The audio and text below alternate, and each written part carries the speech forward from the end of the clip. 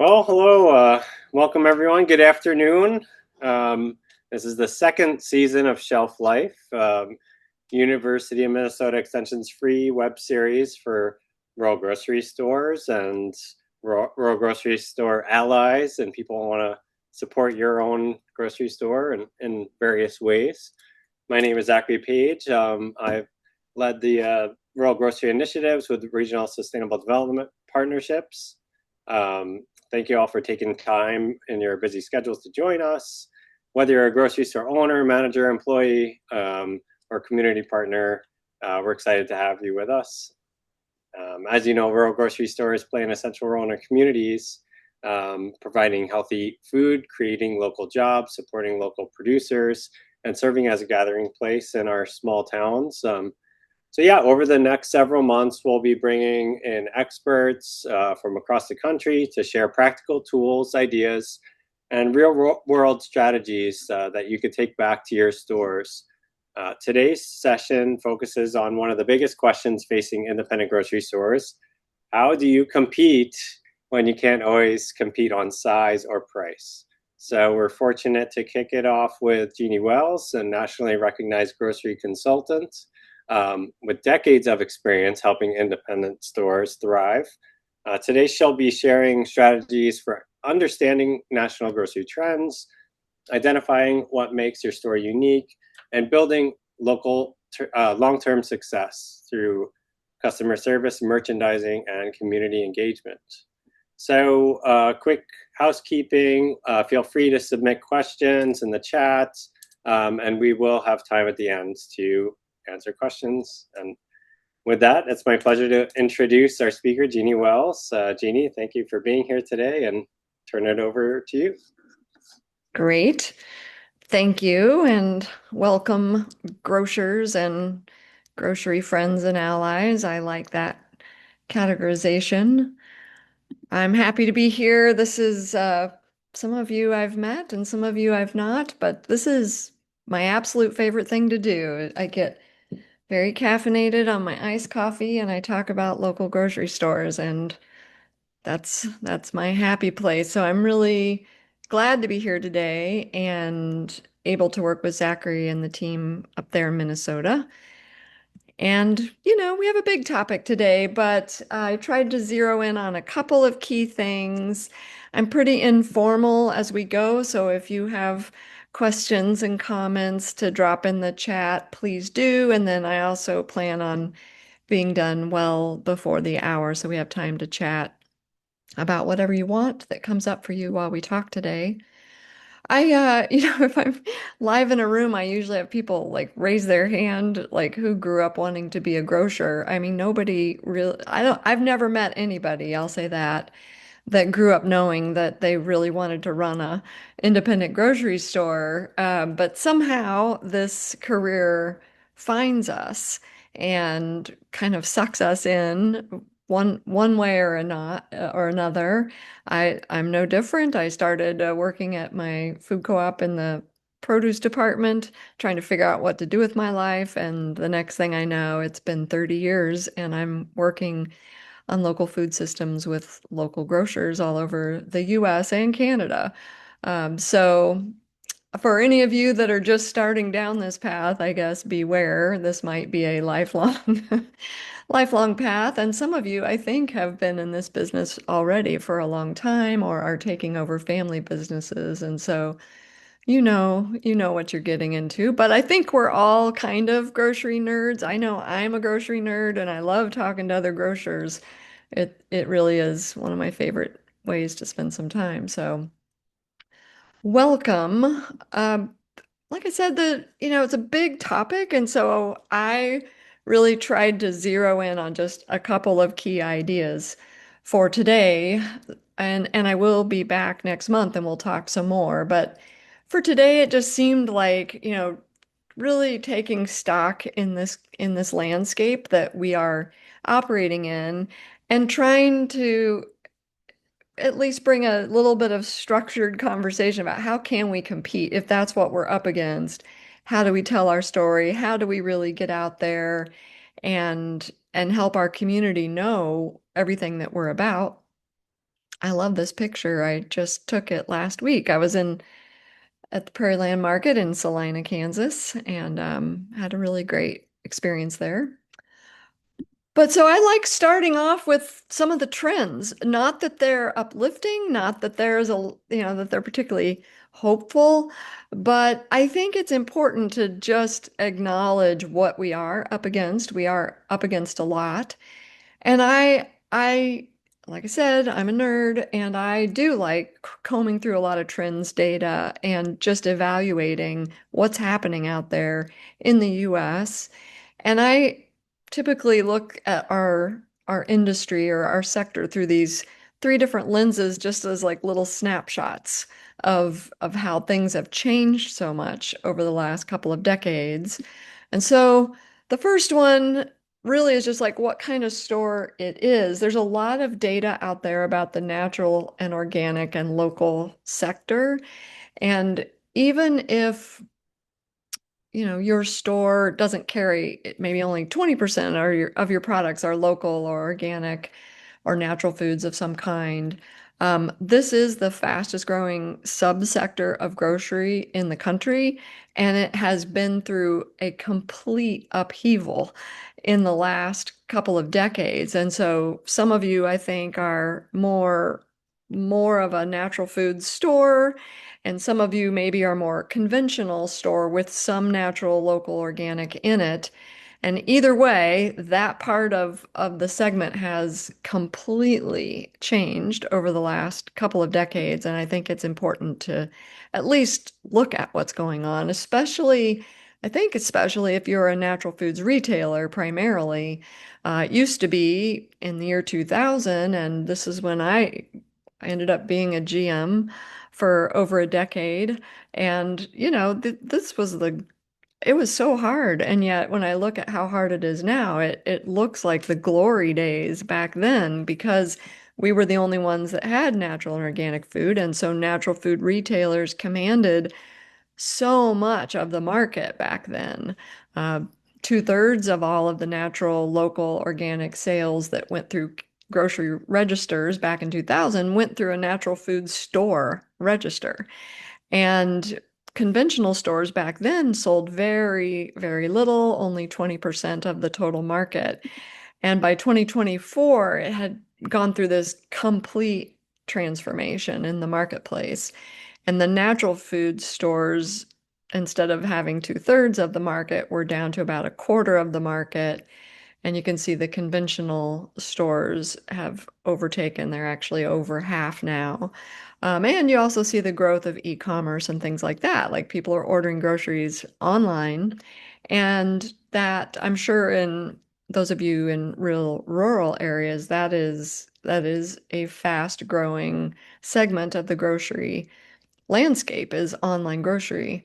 Um, and so, but I wanted to highlight the natural and organic local market because it has dramatically shifted. And I think for stores that's been their focus, they've had to really change their strategies to kind of cut through in this market when they're competing against Walmart, which is, for example, the largest seller of organic foods I think in the world, but for sure in the country. It's not just that the piece of pie drastically got shrunk, but the pie itself got much, much larger, like exploded over the same time. The natural food, local food market more than quadrupled or quintupled. And the natural food stores really only maintained just a sliver of that, held on to their sales, but just added just a sliver of the growth. And all of that upside growth went to large conventional chains. And so it's worth noting, depending on what all you have in your store, that transformation has been very dramatic over the last couple of decades and has required grocers to really be on their toes about how they talk about their product mix, especially if that's one of the things that you're trying to differentiate on, which we'll talk about here in a minute. The second lens it's depressing, but I always like to look at it, the data around the ownership trends in the grocery world in the US. I have a history degree, which might be why I'm in grocery. Uh, but I like looking at the history of things. And in 1920 or 1918, I think is where this stat is from, there were 350,000 grocery stores in the US, and all of them, 100% of them, were owned by families, were owned by two brothers or husband, wife, or a whole family running some sort of retail store. So that's 100% market share, which is pretty dramatic. Um, but of course, if you fast forward 100 years, we've lost about 300,000 grocery stores and lost about 89% of the market share. I'm going to close my chat panel has taken over my screen here, so I just want to get it out of my way. We all kind of know why that we've lost some market share. There's been just mass consolidation and merging in our whole sphere here. It's in the grocery store side, we've seen just these mega chain grocery stores really take over, and not just the stores, but also the manufacturing. They kind of went hand in hand, where they have really almost sewn up the entire food sector in our country. And so it's been very hard on the small local ownership of brands and of stores to really stay in this market and compete and thrive. Um, this little chart is from the Institute of Local Self-Reliance. I don't know if any of you know them, but they do some really great tracking of trends data. And they've been tracking, kind of each year what is happening to the family run or independent run grocery stores, whether they're mom and pop or co-op or any, small family chains they include.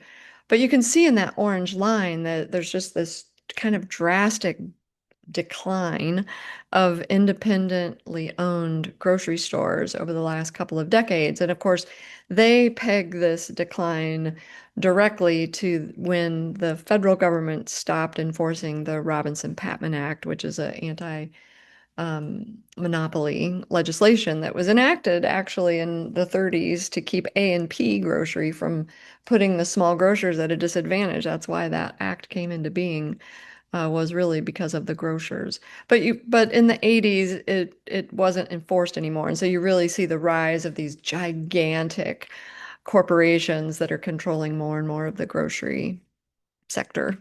So that's kind of the second depressing trend. And the last just little lens or perspective, I guess, is to really just look at grocery by size, because it's a really different game, grocery for small grocers compared to the really large grocers.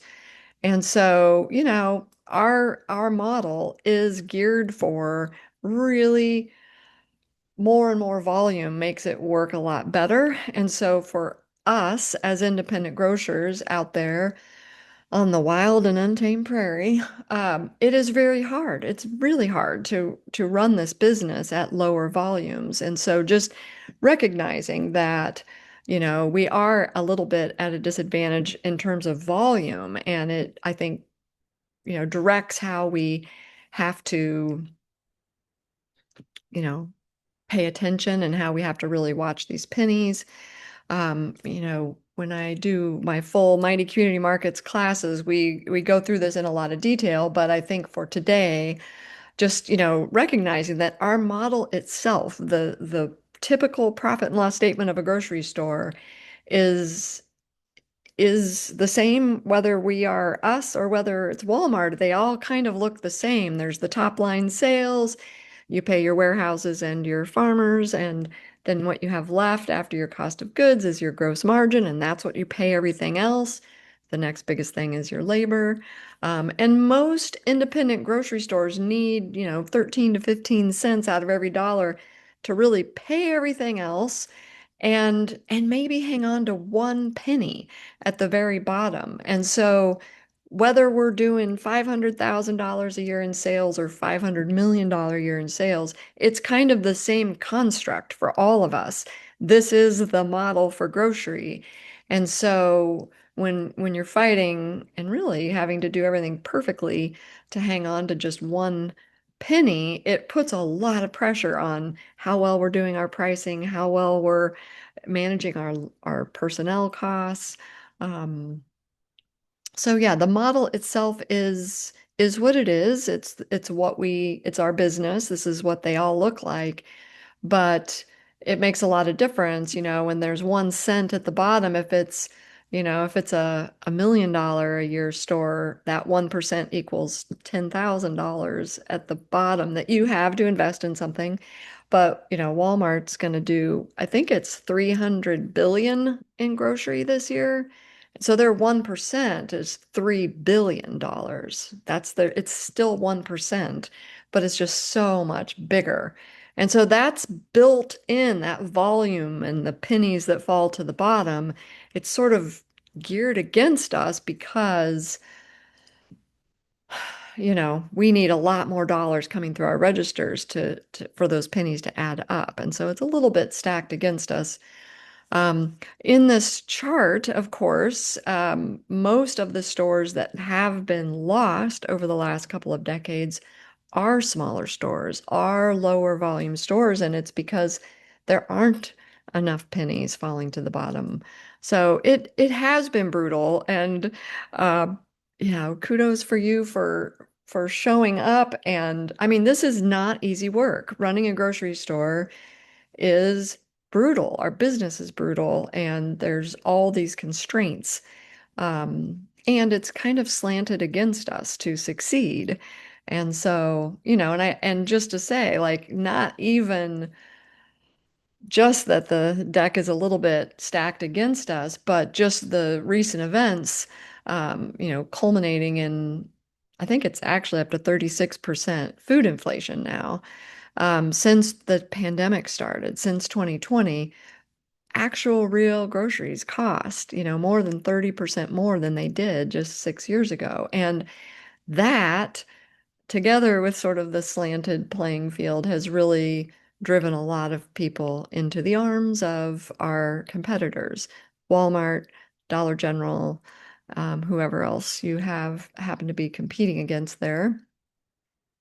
So it is brutal. It's a little bit stacked against us, and the recent events are making it worse by really making all of us, I mean us included, we're seeing our dollars just not go as far.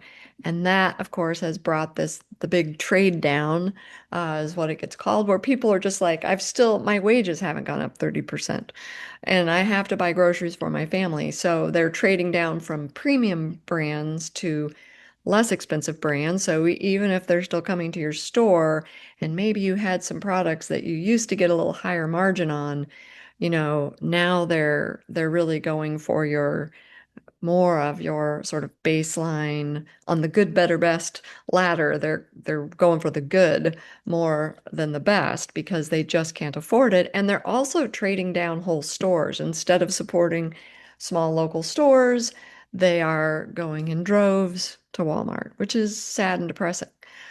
Um, so I know I get caffeinated and I start talking about trends, and they're not good. They're pretty bleak, in fact. But I like starting there because I think it's important that we just acknowledge this is where we are operating in, and it is a grisly business right now. And yet we have to fight back. We have to fight back because our communities really need us there, and they need us to stay strong and keep growing and stay resilient in the face of everything that they are facing. They need us. So we have to fight back. And my version of fighting back is doing this, like just talking with grocers about how are we doing it? What's working for you? How are we really running really good businesses and really stepping up the store experience and how we make our community feel. And so the whole rest of this, that's really what I want to talk about is more of the uplifting part, which is, okay, what are we going to do about it? Because it is grim. And so the way I got this organized, I kind of just zeroing in on, you know, running good businesses, but really getting good at talking about who we are. And I think that is one of our superpowers, and we don't always use it the best. So that's kind of what I wanted to focus on here. I grabbed some of these photos from some of your stores. This one, I live in Kansas, so this one I know is from our market in Humboldt. So I want to talk about like how we drive impact. And I usually start with this graphic. If some of you have seen me before, um, I like this way of sort of separating out the what the store is doing from what the organization itself is trying to do, because I think they're not exactly the same thing. I think if you look at that red line on the outside of that drawing, that's really like the culmination of all of our work. That's really like the impact that we're trying to have. And that's where it's like we want to bring fresh groceries to our community, or we want to provide some jobs to people in our community. Um, or we're going to create a market for local producers because they can't sell their goods anywhere else. We really want to be a partner for them, or we want to grow, just community welfare and well-being. Those are like impact goals. And for most of us, and myself included, that is why we accidentally got into this business, because we, turns out, care an awful lot about that. We care so much about what is the impact that we are trying to have in our community. And that's really what sucks us in. And and so then if you think of the store then as sort of the means or the economic engine that makes any of that possible, but it's a little different. It's the economy that drives the impact. And so when stores are growing and doing better, it is pushing that potential impact out further and further as the store does more, because it's that many more shoppers, it's that many more purchases from local farmers, it's that many more people maybe working there. And so our impact as the store grows and does well, it really, that's how we drive impact. But when the store is sort of shrinking or not growing, it really maybe even reduces our impact or doesn't allow us to keep growing our impact. And so for me, when I was a general manager, I really liked thinking about the store and how we plan for running an effective store, almost slightly different than how I'm thinking about the organization, and really recognizing the store as the economic engine that makes it all of it possible. Um, so sometimes I have a whole thing I do about sales growth, but I just had one slide for today because we're short on time. But growth drives impact, and the way we grow our that red circle, that impact, is how we bring in more and more people into our organization. And so growth comes two ways. You can either sell more to the people already shopping in your store, which is growing your basket size. So that's one way of growth. Or you can increase your customer count. You can bring in more people that aren't shopping there yet, and you can grow your overall customer count. And really there are strategies for both of these that I'm probably not going to get into too deeply today. But the truth is we need both of these. We have to grow two ways typically in order to have sustained long-term growth. If you need a quick shot in the arm kind of growth, like if you're really struggling, the fastest way to grow your sales is basket size. And you really focus on, we're going to try to increase our basket size by $1 an average transaction this week. And you can do it if you're really focused on it and you're, really got, Facebook posts and your in-store, everything kind of all lined up, you can do that in 1 week. You can grow your basket size. Increasing customer count is so much harder. It takes a lot to get someone to change their shopping habits and come into your store. As you all know, it is really hard to get someone to come into your store for the first time. It takes a much more, long-term strategic messaging and, promotions trying to lure them in the door for the first time. But increasing your customer count will actually deliver growth a lot longer than you can keep going on basket size to a point, but eventually you're going to have to probably bring in more people into your store to keep you going. But we do need both, and the growth. I know when I was a manager, I had staff that were like, why are you always talking about growth? I want to talk about impact. And it's like, well, actually, they're the same thing. Growth drives impact. And so we just have to get kind of comfortable with that.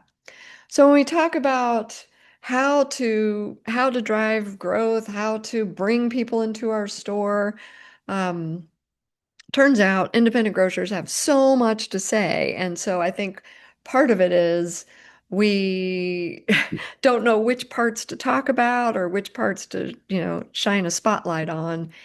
And so I kind of like breaking down like some of our messages into these two buckets. And that's kind of the rest of what I wanted to talk about today. Like how we fight back is how we talk about ourselves. And we have this complex thing because on the one hand, we're telling people we are nothing like, we're nothing like Dollar General. We're totally different. We do all these things that different, and we're talking all about our impact. We're talking all about why it matters and how it's, your dollars stay here and it's so important.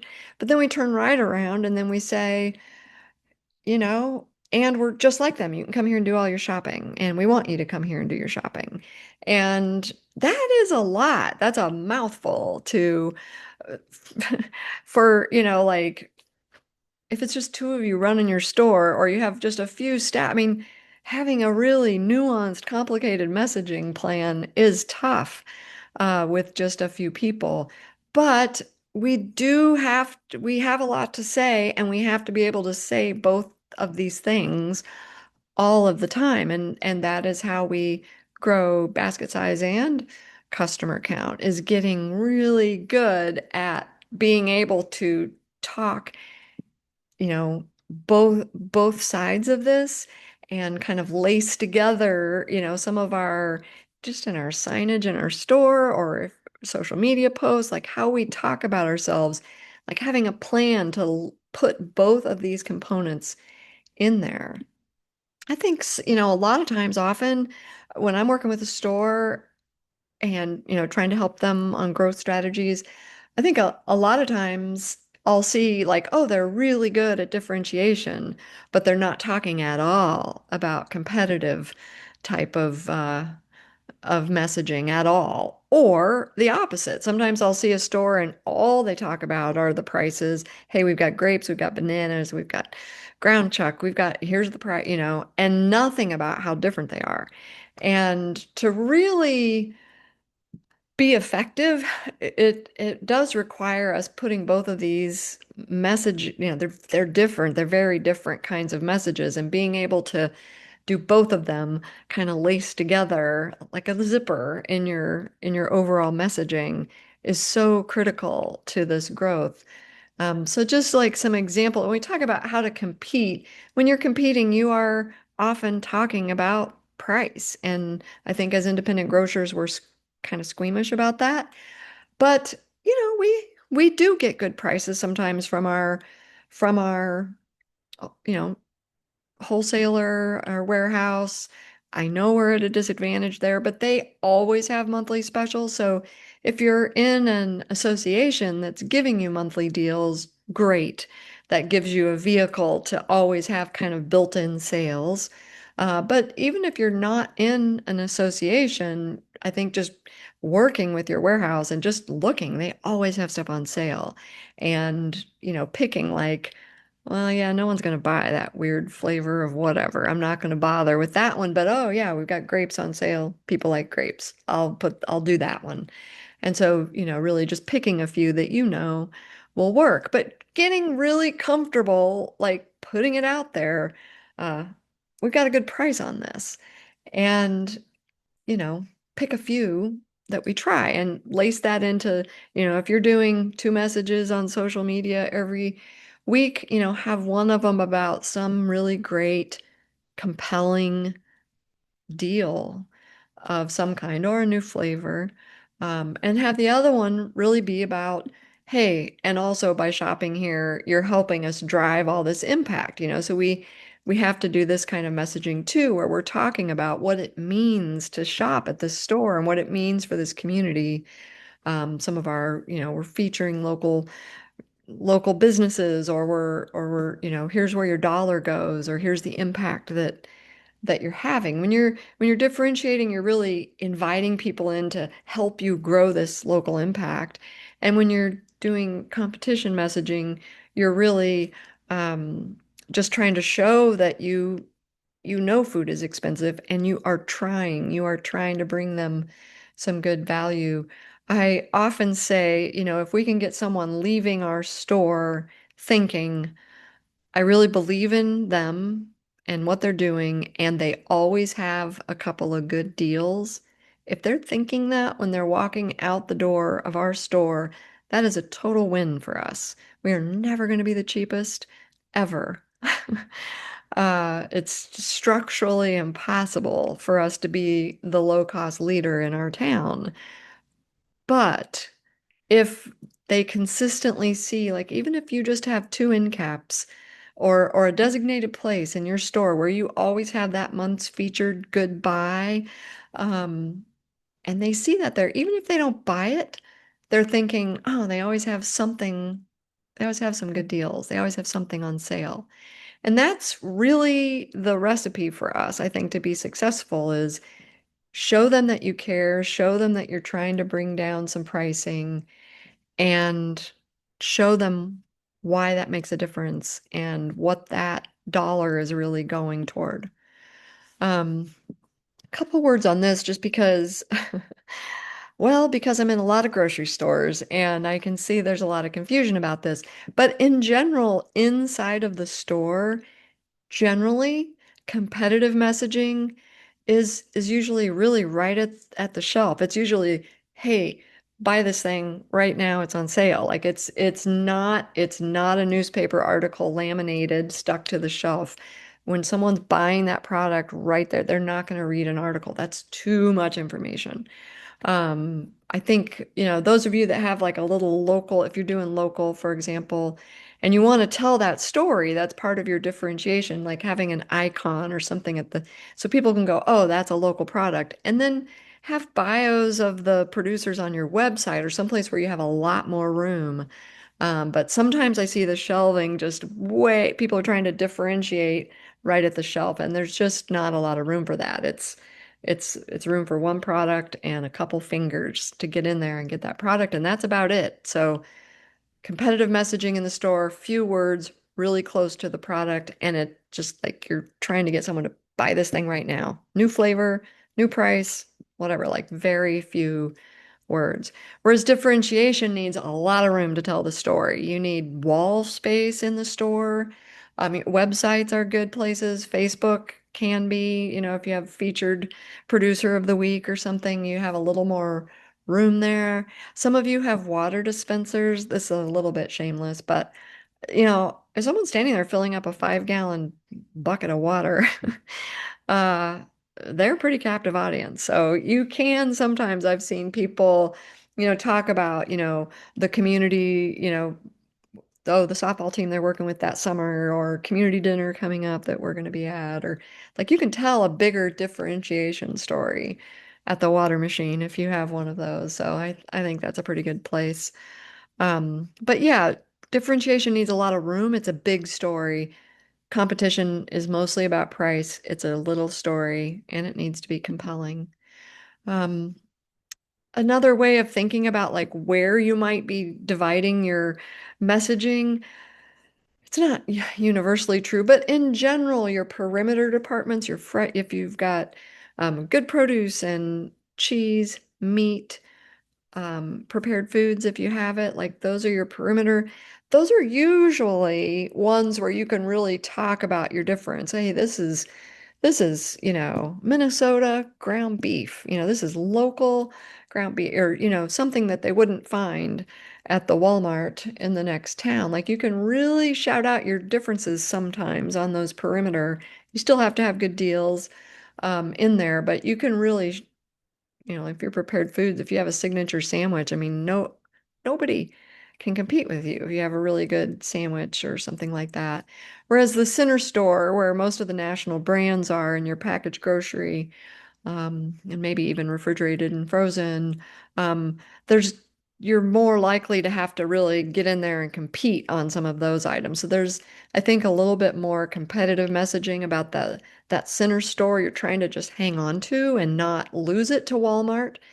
And your differentiation really you can really talk about this fresh food that might really be, a way to differentiate yourself from all of it's certainly like anybody that's up against a Dollar General. I mean, their fresh food is terrible. So you're going to be better than that, and you should shout it out. Sometimes you can do both. I tried to find some examples of just sometimes I see people, I think is really great when you can differentiate and compete in the same message. So I pulled these two examples. The one on the left is it's a big food co-op in Austin, Texas. But I like this campaign. It's like, yeah, we're a grocery store, we're a grocery store, but it's a grocery store that really cares about the food that is putting on their shelves. And so I thought that was kind of a nice nod to competing and differentiating. And this store here was in New Mexico, and similarly, we're a grocery store. If grocery stores had souls, and it's like, oh, that's kind of nice way to marry those two ideas together. Sometimes you can do it just in if you've got t-shirts or bags or mugs or water bottles, sometimes you can really get across that competing and differentiating all in one message. So, I've worked with a lot of there's a tagline that sometimes gets used on merchandise. I really like it. I think it does a nice job really showcasing that competition and differentiation. Um, so yeah, big enough to meet your needs, small enough to meet your neighbor. I think it's classic. I also, for the food co-ops, I always like seeing, signs like this.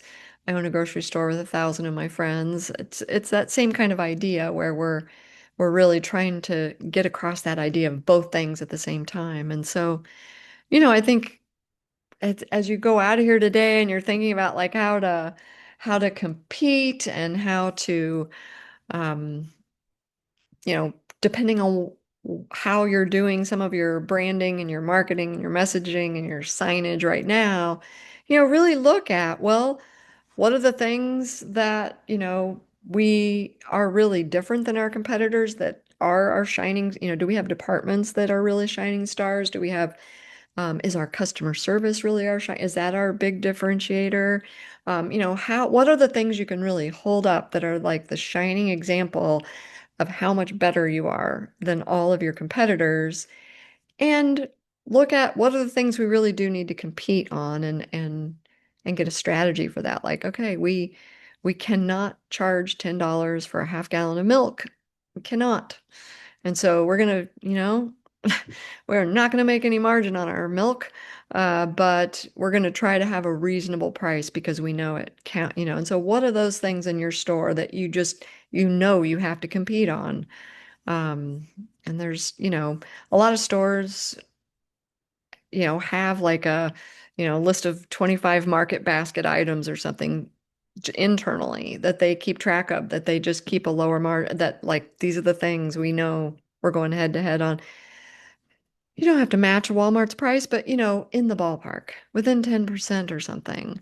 Not totally, out of a reasonable range, And so internally you might have a list of market basket staples that you're just committing to, like, we're gonna watch these and we're gonna try to never get above, 10% above their price or something. tough to do with low volume purchasing from our warehouses. But yeah, so I think, just going back and just looking at how can we compete? How can we differentiate?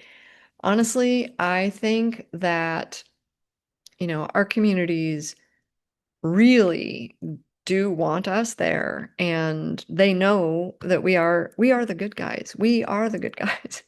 And so I think we just need to lean into that, and really, if we can show that we really deeply committed to this community, and here's what it means for us to be in business in partnership with this town or this county. If we can talk about that and be able to bring in, just show that you're really do care about the prices, that food is expensive, and you're really on their side working to try to help where you can. If you can deliver both of those, I mean, those corporate chains cannot touch us if we can deliver those two messages. They wish they could, but we really do have the hearts of our towns. We just need to help remind them of how important we are to the town. So yeah, I think, if you're trying to figure out what your plan is, I think just really knowing how you're unique, where you're going to differentiate, integrate your sales goals. Like if you have basket size goals, or you have certain goals, writing them down and talking about them with, if you've got 4 people that work in your store, uh, you know, hey, we're gonna try something new this week with bananas. We're gonna have this big we're gonna put it out on Facebook, and we're gonna have a big display, and we're gonna see how many bananas we can sell, and set a goal, track it. Basket size is a great one to track. Just, hey, we're gonna try to raise our basket size, and here, we're gonna by doing these 3 things, and track it. If you're trying to raise your basket size, set a goal for, we're gonna try to raise it by 50 cents this week. And then, after you hit it, get everybody a chocolate shake, and then say, okay, now next week we're going to try to raise it another 50 cents, and, track it and talk to your staff about it. I think it's Drucker. Somebody always said, that which is monitored or that's what's managed. I don't know. I'm terrible at remembering quotes, but yes, if we're not tracking it, it's not being managed. And if we just focus on it and track it, it really will help bring focus to some of these key things. So, um, yeah, we're the good guys. Our towns really do want us to succeed, and we're very good for our communities in turn because of all that we're returning. And so that's my see, it was a gloomy beginning, but I told you I would try to lift us up at the end. That is all I have. And so I think what I want to do is get my slides off here. And then we've got 15 minutes. I'm just kind of curious what is on people's minds, what you've tried, or um how are you competing? What are you finding difficult in your county or with your warehouse, or anybody have anything? And I'm gonna get my chat back here so I can see. Oh, Zachary's been busy in here. Anybody have any thoughts on competing and differentiating with low volume? Tracy. Yeah, thanks so much for this. I think you hit on a lot of things that we're thinking about. We're starting a very small grocery in one of the most desperate or disparate social determinant of health neighborhoods here in Duluth in the Lincoln Park community. Oh, And nice. this has been something that the community has asked for over a decade. And we finally got some grant funding and support to actually open it. So we're struggling with everything you said. Uh-huh. I'm sure. What really hit home was the differentiate and trying to invite that community to understand who we are, what we're doing, and why even though they could go down the street or to Quick Trip to buy their bananas, they should buy them from us. So it's really, it's really a struggle. Um, and I think I would like to hear a little bit more about how we can use our social media, our Mm. Facebook pages and our social media and what we push out.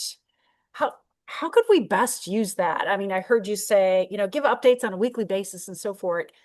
We're looking at how do we just get this off the ground? We're not even open yet. Oh, okay. I was going to ask. We're waiting and then the other question would be we're waiting on our SNAP EBT um inspection to get that to be able to use to accept EBT cards. Um should we be waiting for that or should we just get going? So, Whew. yeah. Well, on the So social media is probably, yeah, I think on the social media question, I mean the the advantage that larger stores have is they have a marketing team. yeah, Not even just like a chain, but even, larger like I'm thinking in Duluth, there's a Whole Foods co-op right, there. right. And like Yep. they have a marketing team and they, so but, what they all do is they all have sort of a like a well, they usually do annual plans, and every month they'll have like a theme. Oh, September's back to school. And so they Ah, have kind of a okay. theme. And then within that, they'll just fill it in on this week. Here's what we're gonna, as much as they can. Ah, yeah, yeah, yeah. Like Okay. they might have like Makes a lot of usually sense. it's seasonal goals. The smaller the store, I think, seasonal is good. Yeah, Okay, it's yeah, summer. What are we doing in the summer? And then you start filling in, oh, here's what we're gonna do on social media. And the most important thing is whatever you're putting out there on social, if it's back to school week or fun in the sun week, somebody walking in your store has to see that in the store. The thing I see so often is the marketing team is running ahead and they're putting out all this stuff and then somebody walks in the store and like, I thought it was back to school. I don't see any of the same signage in the store. I don't see there was a yeah, special that I don't even know where that is. And so I yeah, think syncing up the in-store and the external messaging is really critical. And keep it simple. Like I don't know how many people will be working there, but a central, like just a shared drive with doesn't have yeah, to be yeah. fancy, an Excel Well, doc in a yeah, shared drive that says, here's what we're doing. And then I think the tricky thing for a small staff is um, uh, sometimes having enough content to post. And so like helping the staff know like, hey, if you see a cool new interaction with a customer or a new product that came in, yeah. please forward it to this person so we can get that up on social media. Um, and then on your EBT question, I mean, gosh, if you're I ready mean, our to go, concern is that if we open without it, we're going to lose right. the trust of this neighborhood because that's one of the big concerns of our neighborhood is low income and just access to be able to shop without having to take the bus or rent a car, Right. do something like that. Yeah.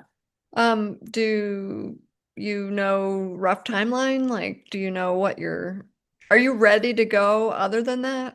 Yeah, we're sort of ready, ready to go Wow. without that. But it's kind of a waiting game. But I think on our end, we're mostly concerned about the response from the community if we open without it and losing that. We've gained the trust. How do we Right. how do we Yeah, the first recover if we impression. lose the Hmm. trust from that first Yeah. impression? So these I are don't know. great. These are great ideas for the Yeah. seasonal, for the social media, connecting the signage in the store and the conversation in the store with that. Um, Yeah. no, Well, that's great.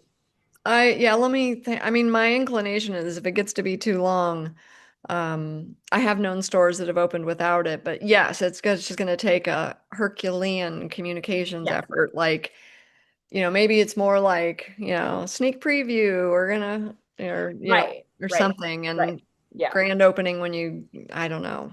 If yeah, anybody else has experience with that, because I yeah. know it's quite a process. It To is. It's the whole thing has been a process. oh, well, like Anyway, I said, yeah. we didn't mean for this to happen. We did not mean Well, to be no, grocers. we're committed, and our community is committed, so we're following it through. Yeah, Some of these bumps it's in the it's road. really good, Yeah, and yeah, it's just not easy, and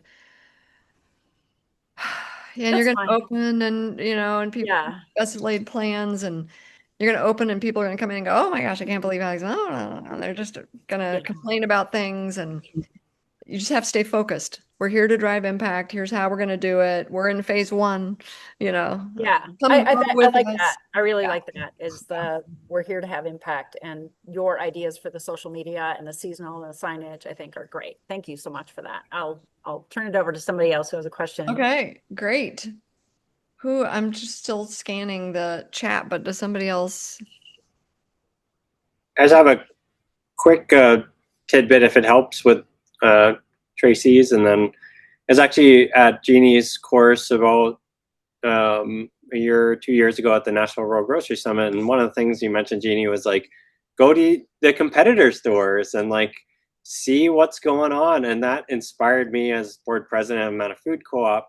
I gave everybody tasks. Okay, you're going to Walmart, and you're going to Central, and you're going to, and so I went to Aldi, and I realized they kind of had like a thrift store vibe. Here today, gone tomorrow. Everything's in brown boxes, like a warehouse, and so what we all brought back was really exciting to hear everybody else's thoughts on their stores that they went to, and we thought, well, we're good at consistency. We're good at our displays actually look really nice, and just by you know going to those competitor stores with fresh eyes, it's different today than it was last year.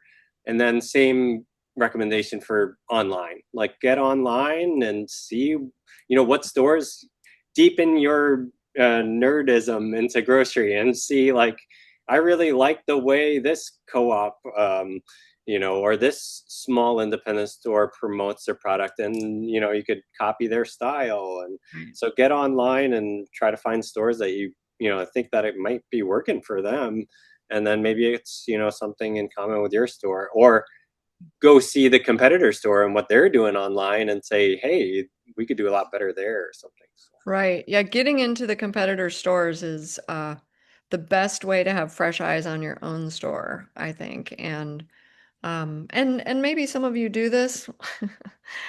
Uh, I mean, I travel a lot, but I, boy, I love going in grocery stores wherever I go. So, yeah, if we're camping, my family has learned not to let me go in and buy the groceries because I'll be in there for an hour, like looking at how they've merchandised something or taking pictures of the store or talking to the manager. Um, but yeah, getting into another store and getting your staff into another store, like sending them on a field trip to go, um, hey, our sales are a little bit in a slow, like something's going on.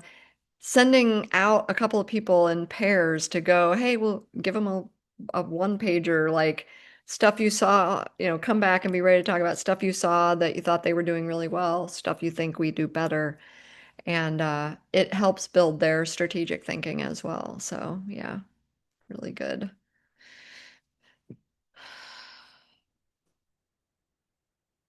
Who else?